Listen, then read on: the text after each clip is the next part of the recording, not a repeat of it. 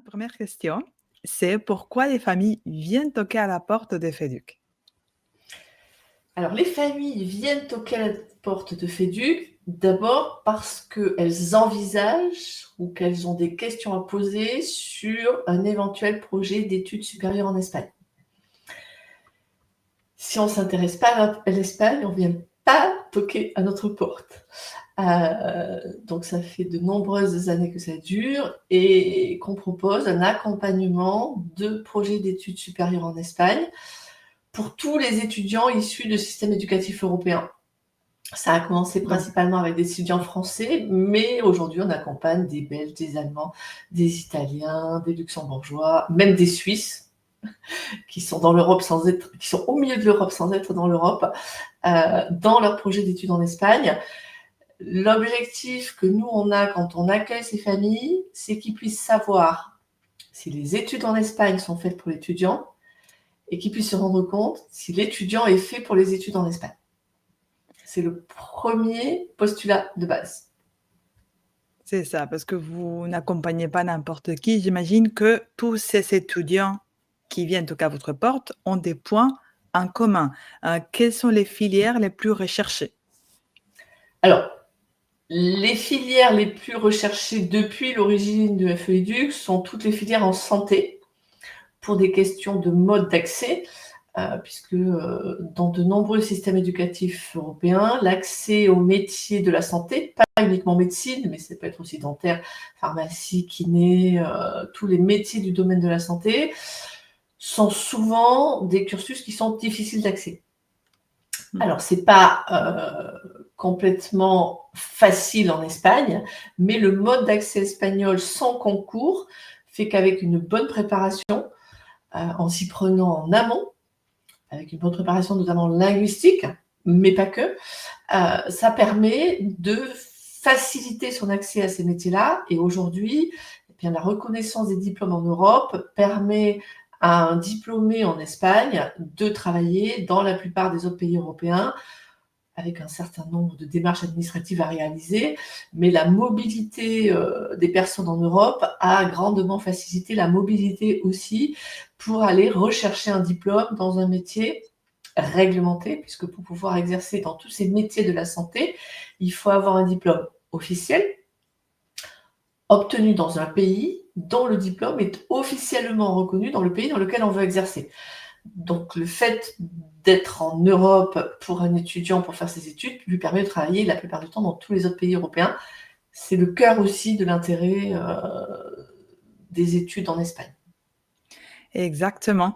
Et moi qui suis aussi issue de cette mobilité européenne, bah, je comprends tout à fait, les avantages de faire un double, cursus, français ou, autre et espagnol. C'est toujours quelque chose qui enrichit beaucoup, bah, nos vies et qui ouvre de nouvelles perspectives. Est-ce que ces dernières années, tu as vu évoluer les profils d'étudiants qui vient se renseigner?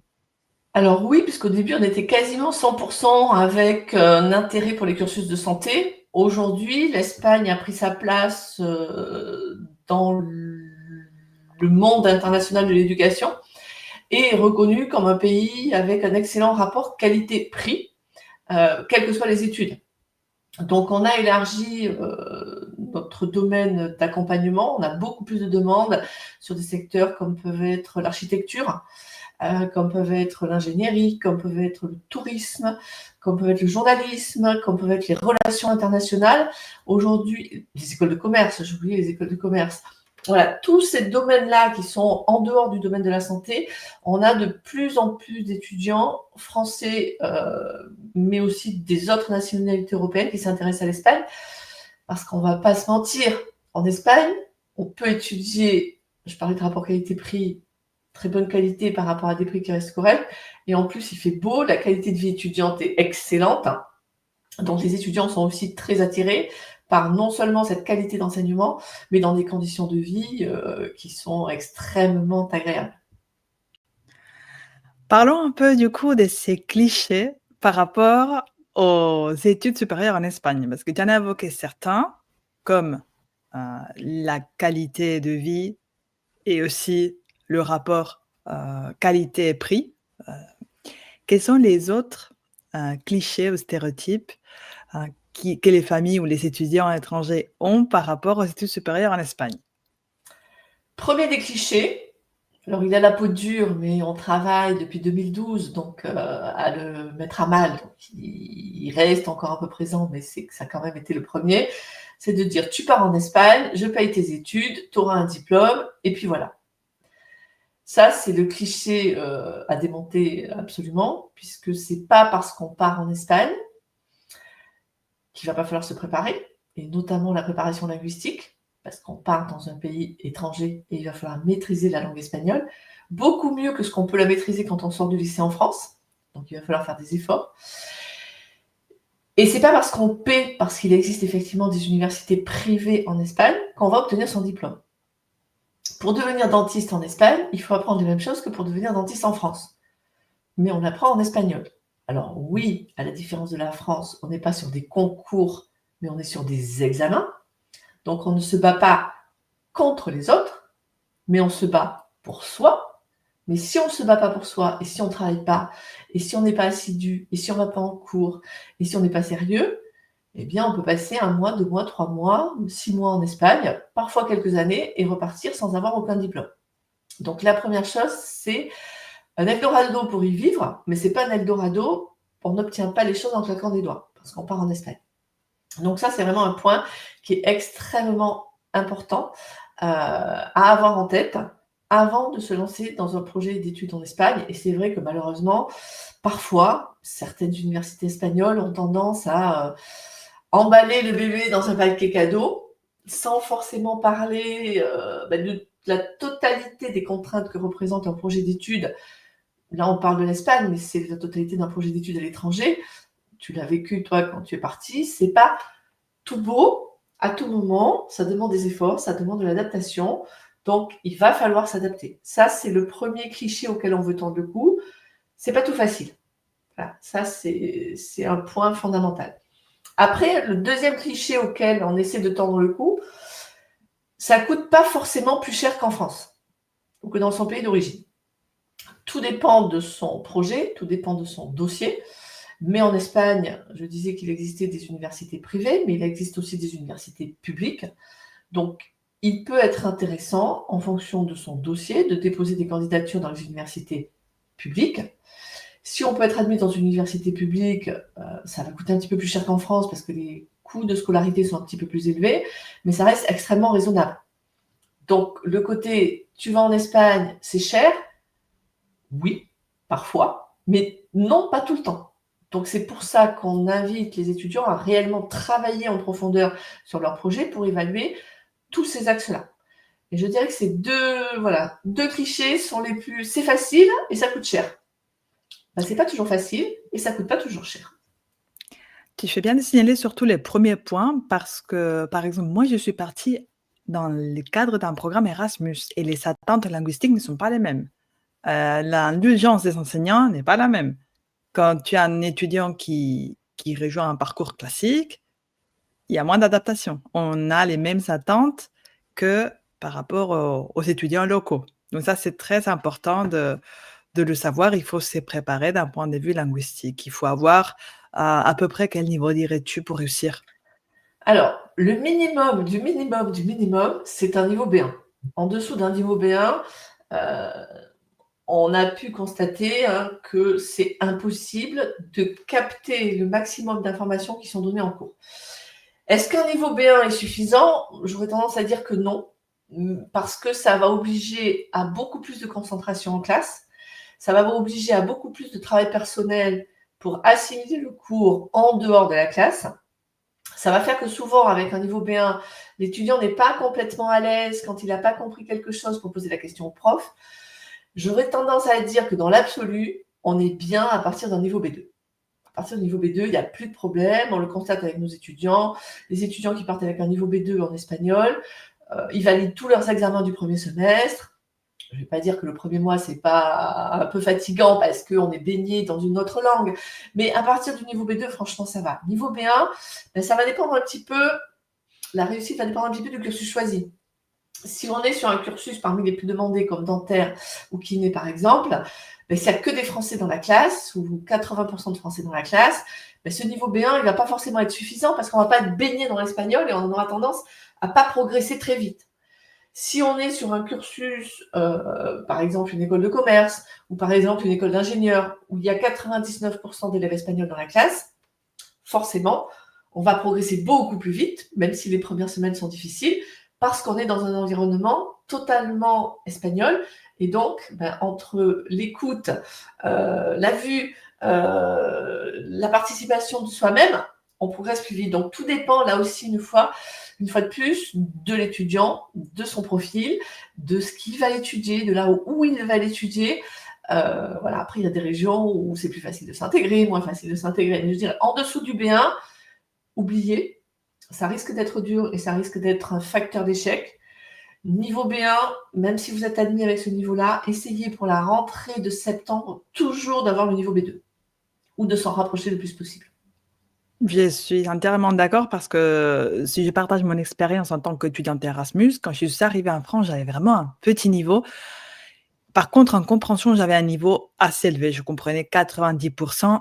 Au niveau de l'expression, c'était difficile, mais j'habitais aussi avec des Français. Ça, c'est je pense, un conseil que je donnerais aux étudiants, d'aller dans une colocation avec des Espagnols, parce que c'est la meilleure manière d'être en immersion sur place. Mais bien sûr, il faut s'y prendre à l'avance pour tout ce qui est la préparation linguistique, parce qu'un niveau B2 ou plus, ça ne s'apprend pas en 3 mois. On croit que comme soi-disant, à la fin du lycée, on a un niveau B1. Ça va aller plus vite, mais passer d'un niveau B1, un vrai niveau B1, parce que souvent, c'est pas tout à fait les cas à la fin du lycée, hein, c'est pas les mêmes attentes. Passer d'un niveau B1 à un niveau B2, ça prend beaucoup de temps. Il faut quand même s'investir. Donc, d'où l'importance de se préparer d'un point de vue linguistique. C'est là où les enseignants collaborateurs avec FEDUC interviennent. C'est indispensable. C'est le premier partenariat que j'ai cherché au niveau de FEDUC parce qu'on essaie d'accompagner nos étudiants dans la réussite de leur projet d'études en Espagne et pas juste d'obtenir une place en Espagne et puis de voir ce qu'ils y font. Non. Et ça passe vraiment, on se rend compte que le premier facteur d'échec, c'est une maîtrise de la langue espagnole qui n'est pas suffisante. Donc, partant de là, effectivement, qu'est-ce qu'on peut apporter, nous, FEDUC? On n'est pas des profs d'espagnol. On parle espagnol. La moitié de l'équipe vit en Espagne, plus de la moitié de l'équipe vit en Espagne, et on parle tous bien ou très bien l'espagnol, mais on n'est pas professeur d'espagnol. Donc, il nous fallait effectivement, comme tu le dis, des partenaires compétents pour aider nos étudiants à monter en compétences en espagnol avant de commencer leurs études, voire continuer à prendre des cours, même sur les premiers mois, pour certains, quand ils sont en Espagne. C'est fondamental. C'est ça et quand tu parlais, au fait, de se préparer à l'avance d'un point de vue linguistique, moi, je voulais connecter avec la question, d'un point de vue plutôt administratif, quel est les délais, minimum de préparation de ces projets? Dans un monde idéal, qui n'existe pas, mais dans un monde idéal, un étudiant qui nous contacte en première va avoir le temps de se préparer sur 2 années pour intégrer au mois de septembre après l'obtention de son baccalauréat. Et évidemment, plus on nous contacte tôt, plus le plan d'action va pouvoir être efficace, étalé dans le temps, parce que évidemment, quand on nous contacte en terminale, qu'il y a le bac, les épreuves orales, le grand oral, etc., à préparer, prendre des cours d'espagnol de façon suffisamment intense pour que ce soit efficace, comme tu le disais, on n'apprend pas, on passe pas du niveau B1 théorique de la fin du lycée, qui n'est pas un niveau B1 réel la plupart du temps, à un niveau B2 sur un claquement de doigts. Ça demande des efforts, ça demande de la grammaire, ça demande du vocabulaire, ça demande de la conjugaison, ça demande de faire des exercices, ça demande de pratiquer son oral, ça demande d'écouter de l'oral pour comprendre ce qu'on vous dit. Donc, c'est vraiment l'idéal. Et encore mieux, je vais donner l'exemple parce que je trouve que souvent les exemples sont parlants, d'une étudiante à nous qui a réussi à intégrer les études de médecine en Espagne les études de médecine, que ce soit en université publique ou privée en Espagne, sont les plus difficiles d'accès. Parce que les meilleurs étudiants espagnols les demandent. Et donc, pour pouvoir espérer intégrer des études de médecine en Espagne, il faut avoir un aussi bon niveau que les Espagnols qui rentrent dans ces études de médecine, mais il faut aussi être bilingue. Parce que sinon, ils vont prendre un espagnol avec le même niveau. Ils ne vont pas aller chercher quelqu'un d'un autre pays. Et donc, on a Sophie, une étudiante qui nous a contactés en seconde, qui voulait, elle avait son projet très clair en tête, elle voulait faire des études de médecine en Espagne. Eh bien, elle est arrivée en Espagne, elle a fait ses processus de candidature, elle avait un niveau C1 et elle a été prise. Mais la préparation avait duré 3 ans. Sophie, elle nous aurait contacté sur son année de terminale. C'est sûr qu'à la fin de l'année, elle n'aurait pas été prise. Alors après, il y a des moyens quand on n'est pas pris parce que le niveau n'est pas suffisant, de faire une année de césure, de continuer à se préparer en langue et de postuler l'année d'après. Mais c'est très, très compliqué de passer d'un niveau B1 à un niveau B2. Pour moi, c'est la marche peut-être la plus élevée dans une langue. C'est ce niveau intermédiaire de premier niveau et ce niveau intermédiaire au-dessus. Voilà, il y a vraiment un cap à ce niveau-là. Alors, parfois, on dit que c'est 80 heures de cours. Pour moi, 80 heures de cours, ça ne veut pas dire grand-chose, parce qu'on peut très bien faire 80 heures de cours en regardant les mouches voler et pas faire ses exercices à côté, et on restera bloqué en dessous du B1 et on n'arrivera jamais au B2. Mais quand on est accompagné par des professionnels de qualité, souvent, si l'élève s'investit, si en plus de s'investir dans les exercices qui lui sont proposés, il va faire l'effort de faire des petits à côté comme peuvent être des films, des séries, qui mélangent un peu toutes ces choses-là pour rajouter à des cours de qualité, on peut considérer à peu près que en étant impliqué, en étant motivé, ça peut passer. Mais ça ne se fait pas sans effort, c'est impossible. Il faut quand travailler. La motivation est forte et qu'on a vraiment une raison puissante pour apprendre l'espagnol, c'est sûr que c'est beaucoup plus facile que quand la motivation, c'est juste d'avoir la moyenne pour avoir faire les minimums, on va dire. Donc, c'est pas du tout la même chose quand on a un beau projet en tête. Et tu as parlé tout à l'heure de l'accès aux études universitaires en Espagne, qui est pas du tout pareil qu'en France. Pour les familles qui nous écoutent, se disent: «Mais alors, comment ça se passe? Est-ce que, il y a une note, minimum d'accès?» Comment ça se passe en Espagne? Alors en fait, c'est très différent dans les 2 systèmes éducatifs qui cohabitent. Donc système université privée, système d'université publique. Pour les universités privées, chaque université fait ce qu'elle veut comme elle veut.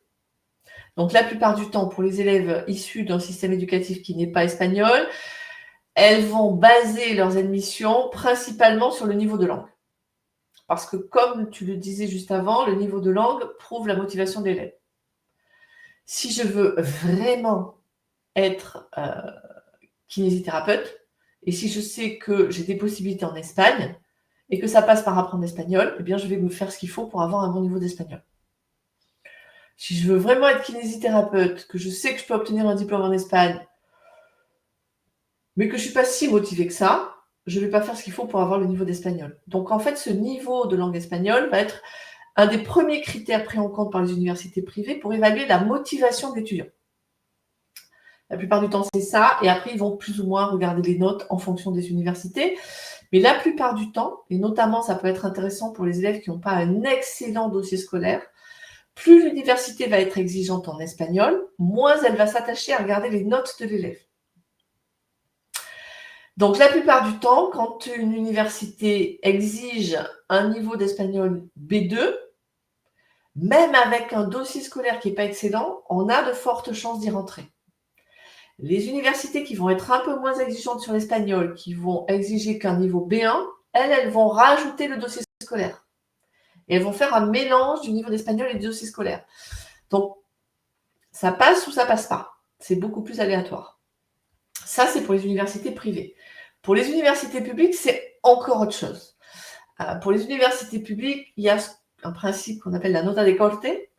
Donc, en fait, on va faire déposer une candidature à tous les étudiants pour une université donnée, une année donnée, dans un cursus donné.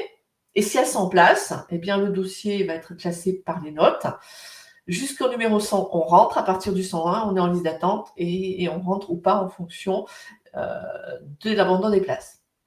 À cela se rajoutent pour les universités publiques des certificats de langue espagnole qui sont obligatoires.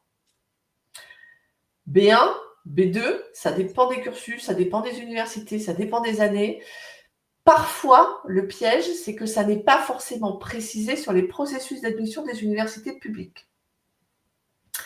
Et c'est pourquoi je dis que c'est un piège, parce qu'on a déjà des étudiants qui se sont retrouvés face à ce problème-là, et qui disent non, mais moi, là, dans telle université ou dans laquelle je veux rentrer, c'est l'université publique de Saragosse, ils ne disent pas qu'il faut un certificat de langue.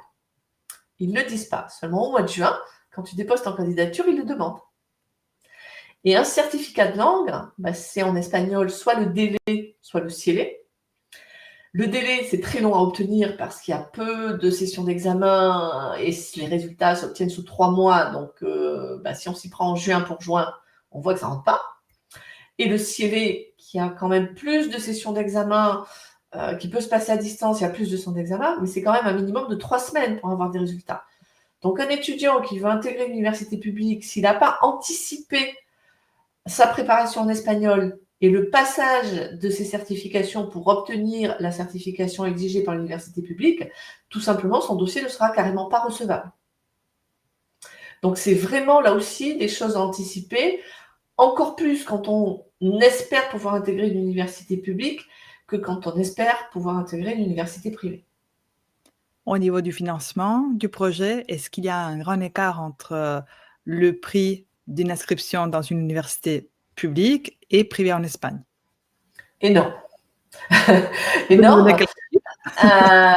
Alors, on va considérer que dans une université publique, on peut commencer à des tarifs à 500 € annuels. Attention, ça peut quand même aller jusqu'à 2000 €. Par exemple, des études de médecine dans les universités publiques en Espagne, c'est aux alentours de 2000 € l'année. C'est quand même 6 ans d'études, donc c'est quand même un investissement de 12 000 €. C'est pas neutre. Attention aussi, parce que dans les universités publiques, lorsqu'on n'obtient pas ces examens tels que prévus par le plan d'études, c'est-à-dire une matière de première année, si on ne l'obtient pas en première année, ça n'empêche pas toujours de passer en deuxième année, mais il va falloir la repayer. Et dans les universités publiques, quand on la repaie, on va payer sa deuxième année, plus cette matière qu'on n'aura pas eue, mais on va la payer plus cher que ce qu'on a payé en première année. Les prix peuvent être multipliés jusqu'à x6. Quand on multiplie un prix d'une université publique par x6, on en arrive au tarif des universités privées. Donc, il faut aussi faire attention, quand on part dans le public, à être un bon élève. Donc, on va dire de 500 € à 2000 €, sauf accident de parcours. Pour les universités privées, on est entre 5000 €, donc 10 fois plus, et encore des 5000, je ne suis pas sûre qu'il en reste encore en Espagne, et on va aller jusqu'à plus de 22 000 € l'année d'études. Là aussi, on est sur les études de médecine, dans les universités privées, notamment à Madrid, 22 000 € l'année d'études sur 6 ans d'études. C'est l'investissement d'une vie. Donc, c'est aussi la raison pour laquelle, en parallèle, on est aussi vigilant sur ce niveau d'espagnol des étudiants. Il ne s'agit pas de partir, de payer, de dépenser 40 000 € pour une année et de repartir parce qu'on ne parlait pas la langue. Donc, c'est vraiment important de se rendre compte de l'impact financier que va avoir cette décision de partir en Espagne, à la fois sur l'étudiant, sur sa famille, parce que sans soutien familial, 22 000 € l'année, c'est impossible. Si on n'a pas un soutien familial, on peut aller voir n'importe quelle banque. Elle va vous dire au revoir, je ne vais pas te prêter 150 000 € si tu n'as pas tes parents derrière. Et après, ça a aussi un impact éventuellement sur le début de la carrière professionnelle. Parce que les prêts étudiants, souvent, c'est des prêts qui vont être faits par les banques pour t'aider à financer tes études. Mais il va falloir les rembourser une fois que tu commences à travailler. Ce qui veut dire que tes premières années professionnelles, tu n'auras pas les mêmes moyens financiers que quelqu'un qui n'aura pas à rembourser ce prêt qu'il aura fait pour ses études.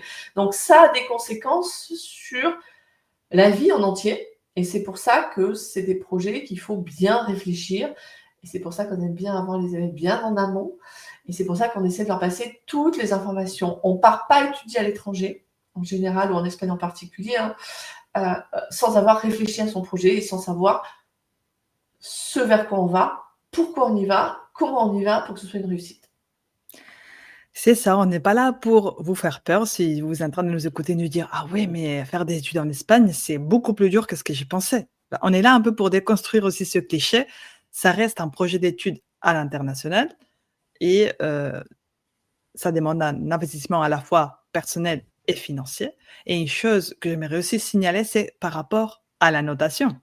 En Espagne, il faut avoir la moyenne partout pour réussir. Ça, c'est un choc que j'ai eu quand j'ai fait mes études en France. C'est que on pouvait compenser. Si on n'était pas très bon dans une matière, mais on était excellent dans une autre, bah, on faisait la moyenne et tant qu'on avait la moyenne, ça allait. Mais en Espagne, c'est pas le cas. Moi, je trouve que le système de notation en Espagne est plus dur, et aussi il y a beaucoup plus d'évaluations fréquentes. Donc il y a une certaine tension au niveau de la scolarité où on peut pas Alors trop se reposer ses lauriers. ça peut être bien aussi, parce qu'on a aussi des élèves qui n'ont pas forcément l'autonomie pour se gérer. Et le fait d'avoir un système comme ça, avec des évaluations un peu plus continues, un peu plus de notes, les oblige à être assidus dans leur travail. Donc ça peut être un avantage, un inconvénient. Mais c'est vrai que, comme tu disais, hein, l'objectif, c'est pas de dire ouïouïouï, c'est pas faisable. Non, c'est de dire pour que ce soit faisable et qu'on puisse avoir la chance de devenir un étudiant heureux en Espagne, parce qu'on a vraiment des étudiants heureux quand ils sont bien préparés et qu'ils choisissent de partir sur l'Espagne, il faut ne pas faire n'importe quoi. Voilà, il faut se préparer. Et ensuite, le tapis est déroulé et on passe 4 ans ou 5 ans d'études, voire un peu plus si on fait des masters derrière.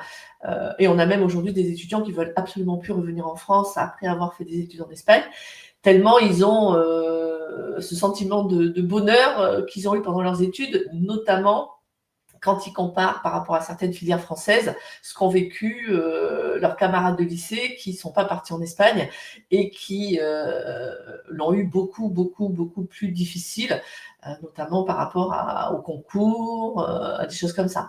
Donc voilà, c'est pas tout rose, mais quand on fait les choses bien, c'est assez formidable.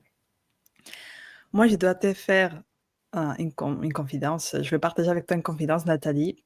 Pour avoir comparé les 2 systèmes, je dois dire que je préfère largement les systèmes universitaires espagnols. Ça, c'est mon point de vue.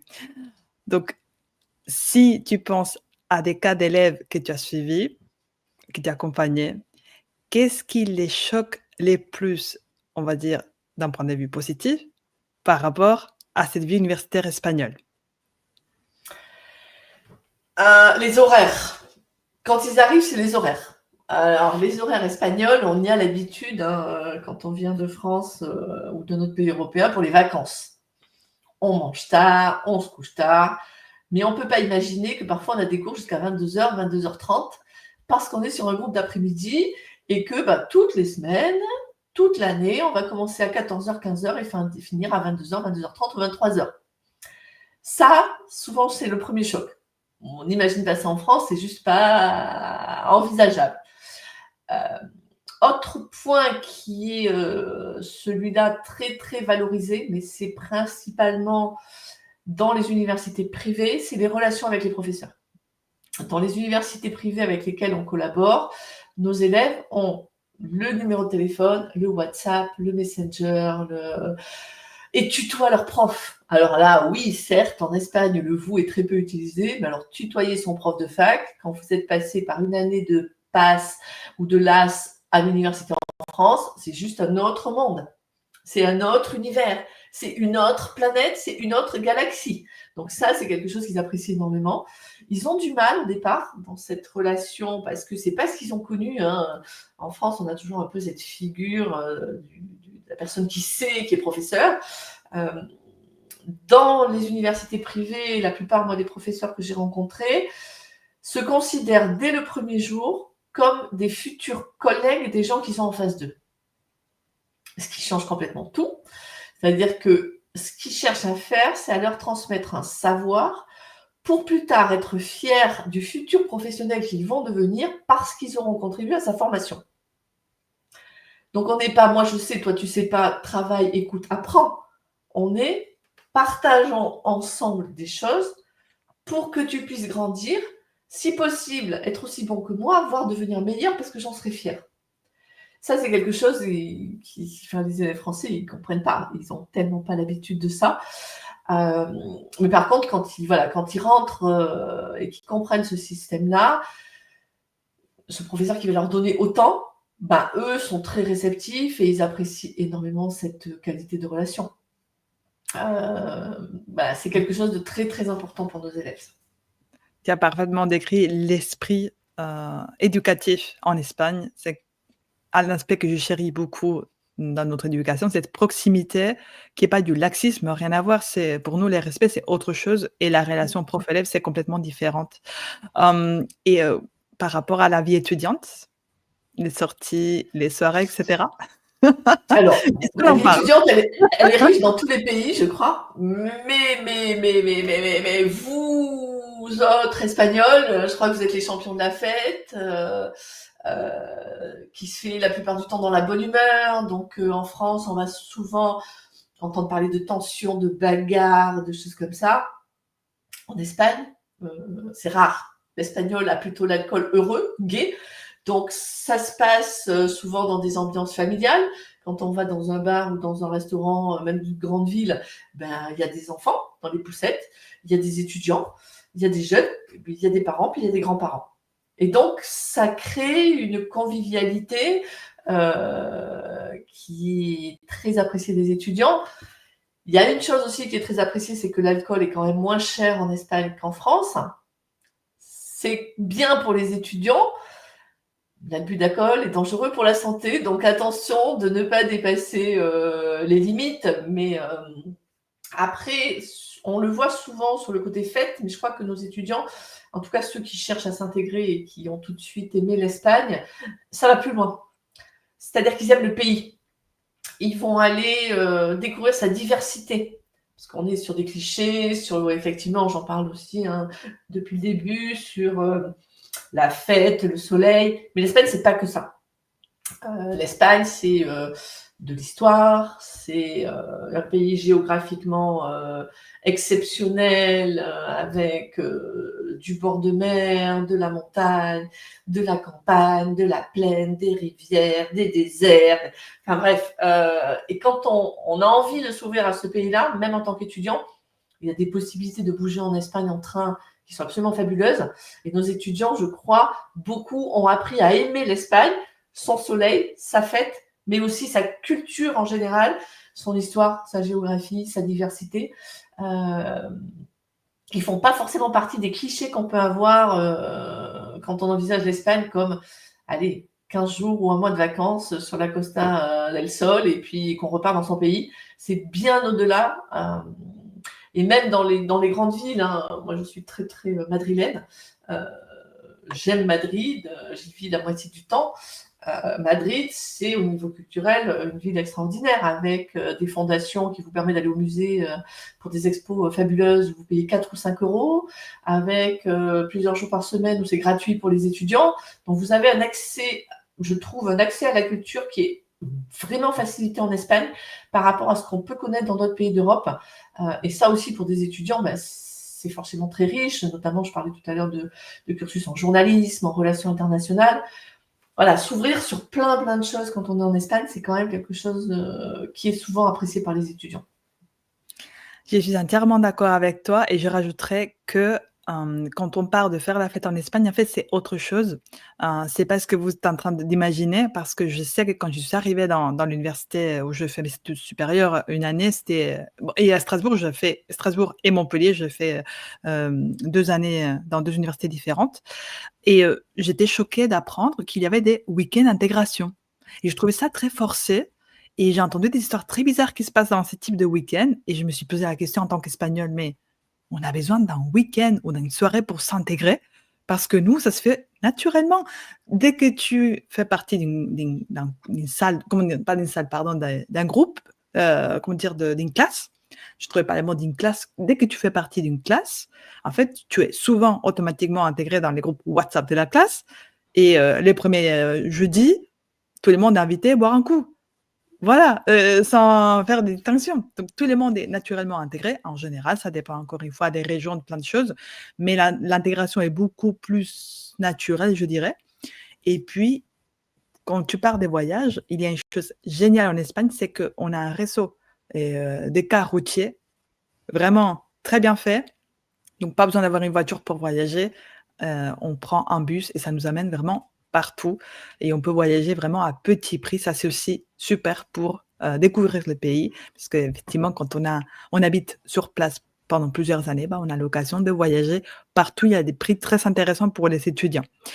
Quelle ville, selon toi, serait gagnante à être connue pour faire ses études en Espagne autre que Madrid et Barcelone?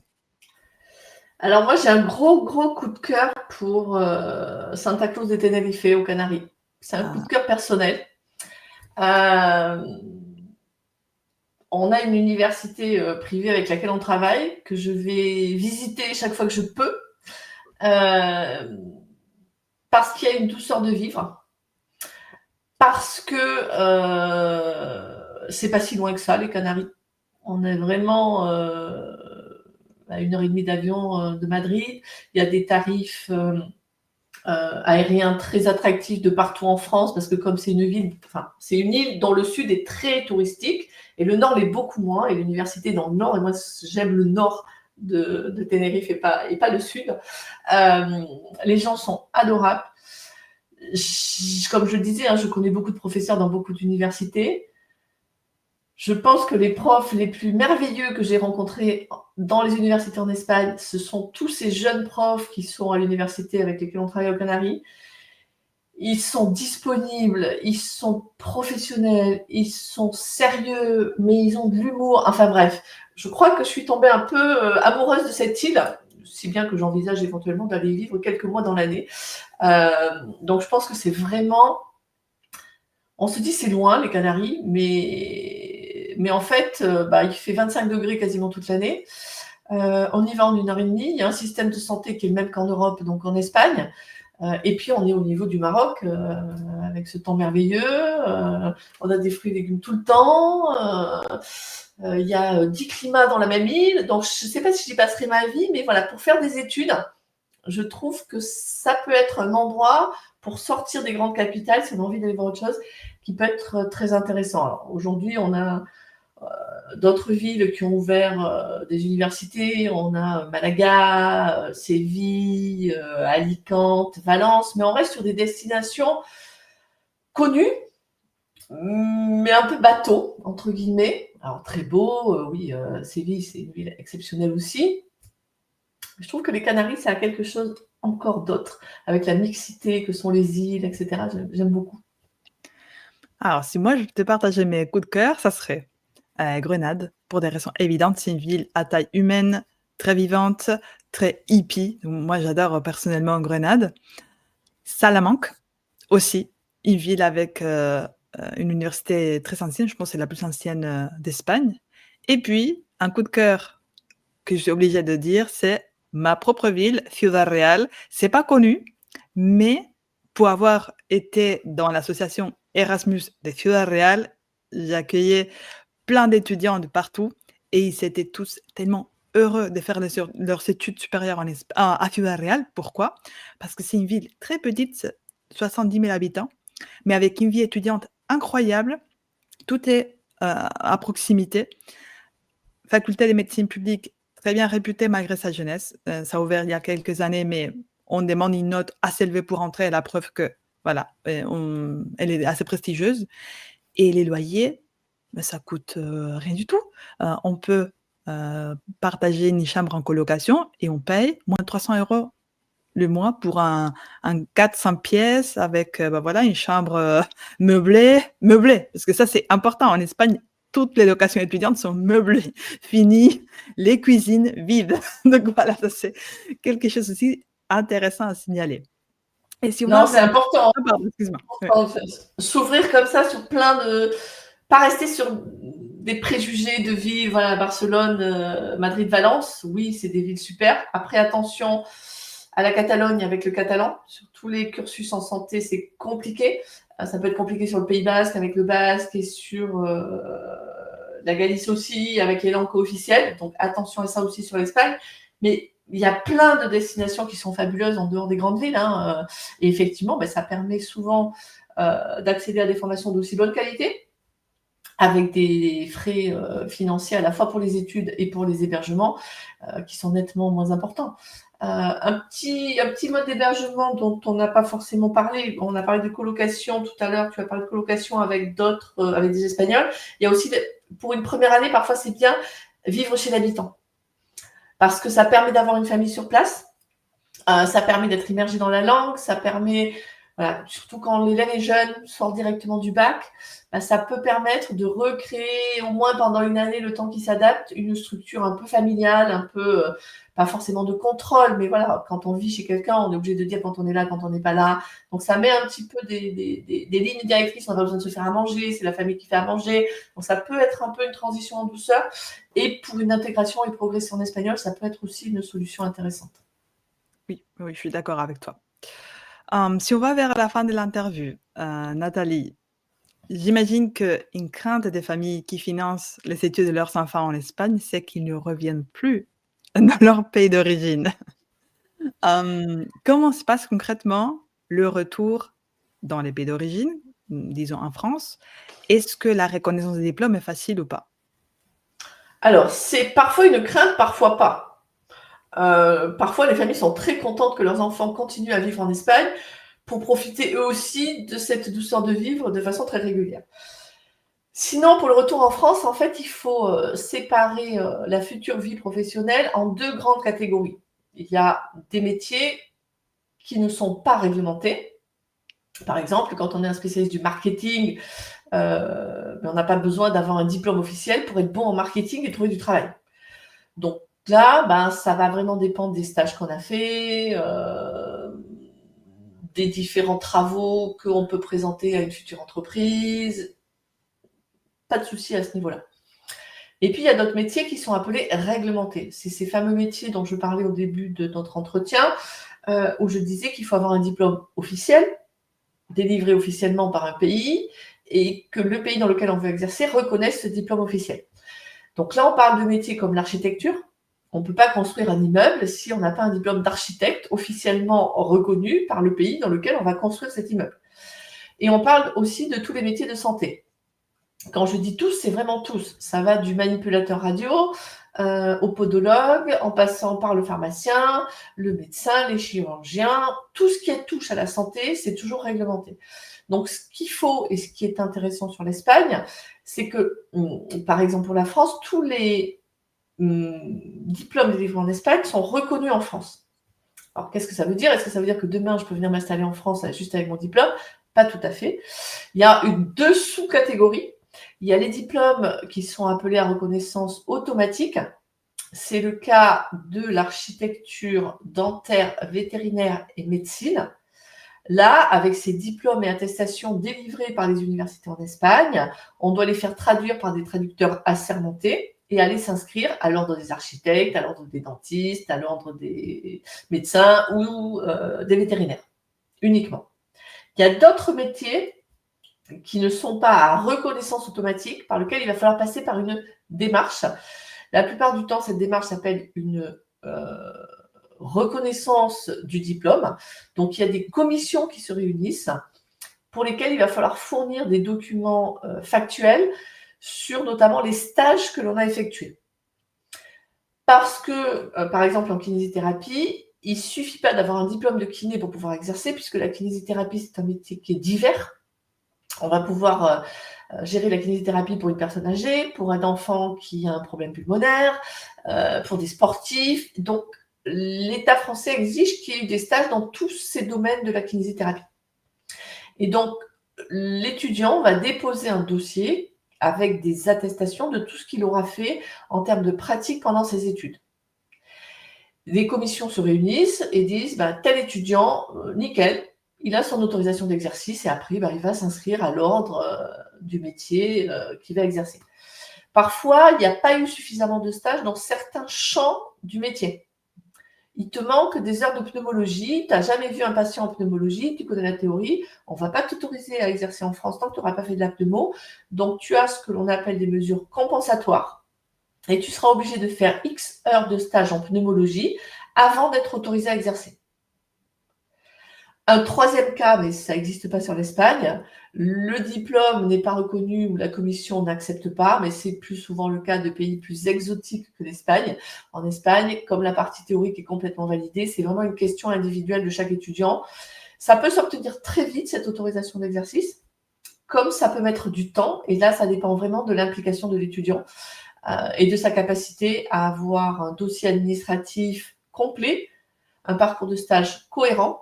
Et donc, c'est à lui, pendant ses études, en responsabilité, d'avoir fait ce qu'il faut pour pouvoir déposer un dossier pour avoir son autorisation d'exercice le plus rapidement possible.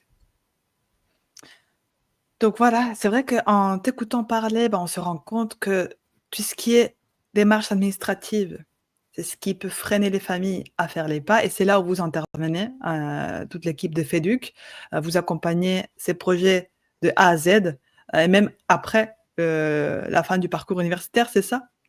C'est ça, on les aide. Là, samedi, par exemple, on fait une réunion pour nos étudiants de 3e année de kinésithérapie pour leur dire attention, c'est l'année où les stages vont commencer. Fais attention à bien récupérer tous tes papiers parce qu'à la fin de la 4e année, tu devras faire ça, ça, ça, ça et ça.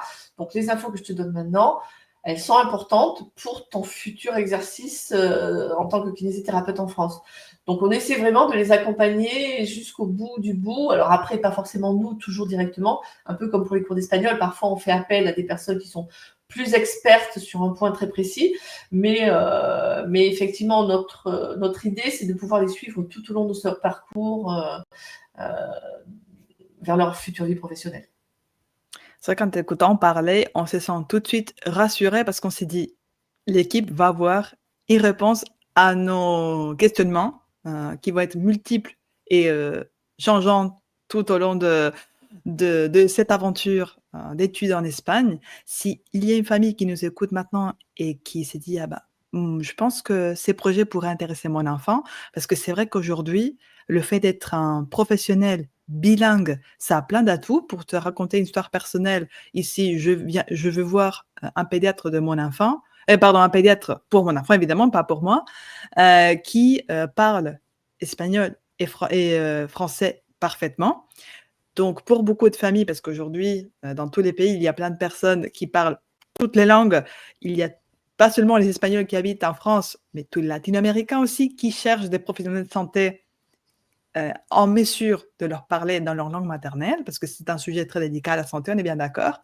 Donc, ça peut ouvrir vraiment des horizons inattendus et pour, toutes ces familles qui veulent un avenir ambitieux pour leurs enfants, qu'est-ce que tu leur dirais et comment ils peuvent vous contacter s'ils souhaitent aller plus loin dans ces démarches? Alors, on a un site internet, feeduc.eu. Et moi, je leur conseillerais dans un premier temps de passer par notre réunion d'information générale. Cette réunion d'information générale, elle est disponible dans notre agenda sur le site. On va justement passer 30-45 minutes à expliquer les fondamentaux de ce que sont les études supérieures en Espagne. Et après, il y a toute une partie de questions-réponses. Et on reste là autant que nécessaire pour répondre aux questions. Donc ça, c'est une partie qui est totalement gratuite, totalement disponible. Les gens peuvent venir 1 fois, 2 fois, 3 fois, autant qu'ils le veulent, sur plusieurs années s'ils le souhaitent. Et puis ensuite, pour bénéficier de notre accompagnement personnel, là, ça se fait par une inscription sur le site qui coûte 95 €. Donc ce sont des frais d'inscription, moi j'appelle ça des frais d'ouverture de dossier pour travailler sérieusement sur les projets. C'est des frais qui sont valables à vie. Donc, on n'a pas besoin de repayer si on s'inscrit aujourd'hui et qu'on part dans 1 an, dans 2 ans, dans 3 ans. Le dossier est ouvert chez nous, l'accompagnement et le suivi continuent tout au long du temps. Et ça permet, alors c'est ce qu'on appelle nous l'accompagnement premium, qui permet un accompagnement individuel. Donc, entretien individuel, un chat direct avec son conseiller, des réunions exclusives, des journées portes ouvertes sur les campus en Espagne, plein de choses à destination des étudiants, les tarifs des universités, les processus d'admission, les processus d'inscription. Bon, tout ce qu'il faut pour pouvoir avancer sereinement dans son projet. Ça, c'est valable pour les universités privées. Pour les universités publiques, c'est un petit peu plus compliqué, mais on a aussi un process d'accompagnement. Par contre, on va faire une pré-étude du dossier. Ma collègue Caroline, qui est spécialisée pour les universités publiques, parce qu'en fait, on a des indications mathématiques du fait qu'un dossier peut être admissible dans une université publique ou pas. Et si mathématiquement, le dossier qui nous est présenté n'aurait pas pu jamais être admis dans une université publique en Espagne dans les années précédentes, et que mathématiquement, avec tous les outils qui seront à la disposition de l'étudiant pour augmenter sa note, c'est pas possible, on dira à l'étudiant, ne t'engage pas vers la voie université publique, engage-toi vers une voie université privée, engage-toi vers des études dans un autre pays que l'Espagne, mais le public pour toi en Espagne n'est mathématiquement pas possible, ne perds pas de temps. Donc ça, c'est un petit peu différent pour les universités publiques. Il faut avoir souscrit le pack premium et après, on fait une étude à l'intérieur. Donc ça, voilà, n'hésitez pas à nous contacter par le formulaire de contact du site aussi. Hein, la plupart du temps, c'est moi qui réponds. Et c'est vrai que très souvent, je renvoie vers la réunion d'information parce que tout y est dit et que un projet d'études à l'étranger, c'est pas juste une petite question. Souvent, c'est j'ai une petite question à vous poser. Non, un projet d'études à l'étranger, ce ne peut pas être qu'une petite question. C'est des avantages, des inconvénients, comprendre les tenants, les aboutissants. On en a parlé dans notre échange, Paloma, tout au long de cet entretien. Voilà, il faut prendre en compte la globalité du projet. Et puis après, j'ai envie de dire un mot. Vamos. Vamos, vamos, esa es la palabra, exactement, c'est ça. Il faut se motiver, tout à fait. Voilà, tous les liens seront disponibles dans les notes du podcast ou si vous nous regardez sur YouTube, dans la description de la vidéo. Merci beaucoup, Nathalie, d'avoir passé presque 1 heure avec nous. Je pense que c'est l'interview la plus longue que j'ai jamais faite, mais il y avait tellement de choses à dire qu'on ne peut pas résumer tout ça en un petit podcast de 15-20 minutes. Je pense que ça valait des coups aussi pour marquer cette collaboration qui commence avec FEDUC, parce que je fais partie dorénavant des enseignants aussi qui accompagnent les étudiants d'un point de vue linguistique. Donc voilà, si vous souhaitez me contacter, c'est avec grand plaisir. Et merci beaucoup, Nathalie, pour toutes les explications que tu as partagées avec nous. Merci à toi pour l'invitation. Et puis, si parmi tes auditeurs, il y a des personnes qui veulent qu'on refasse peut-être des épisodes sur des points particuliers, sur des cursus en particulier, qu'ils n'hésitent pas de te les mettre en commentaire et on s'arrangera pour faire des choses un peu plus ciblées si le besoin ça faisait sentir parmi les auditeurs. Merci pour ce moment agréable en ta compagnie. Merci. À bientôt, Nathalie.